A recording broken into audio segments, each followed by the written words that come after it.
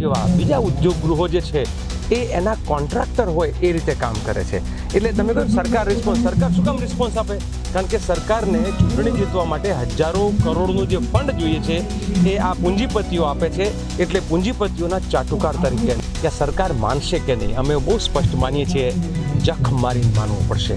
કારણ કે અંતે જનતા સર્વોપરી છે. અગાઉ માંડલ બેચરાજી સર આંદોલનમાં જનતાની જીત થઈ હતી, સરકારે ઝૂકવું પડ્યું હતું. આમાં પણ સરકારને ઝૂકવું પડશે. 15મી જૂને જ્યારે હજારો ટ્રેક્ટર રસ્તા ઉપર આવશે ને ત્યારે સરકારને ખબર પડી જશે બધાનો ચાળો કરાય, ખેડૂત અને પશુપાલકોનો ચાળો કરાય. અત્યારે જે આંદોલનનું સ્વરૂપ ધારણ કરી ગઈ છે એની મુખ્ય માગણી એ છે કે ખેડૂતોને પોતાના ખેતરની માલી પર હેવી વીજ લાઈન નાખે છે પણ એનું યોગ્ય વળતર નથી આપતા. એટલા માટે થઈને આજે સરકાર સામે, આ તંત્ર સામે અને આ કંપની સામે આંદોલન એટલા માટે કરવું પડે છે કે કંપનીને સરકાર અને તંત્ર સપોર્ટ આપે છે અને ખેડૂતોને કોઈ સરકાર કે તંત્ર સપોર્ટ નથી આપતું. એટલા માટે આંદોલન કરવાનો વારો આવ્યો છે. અમારી તમામ માહિતીથી અપડેટ રહેવા માટે જોડાયેલા રહો S9 ન્યૂઝ સાથે.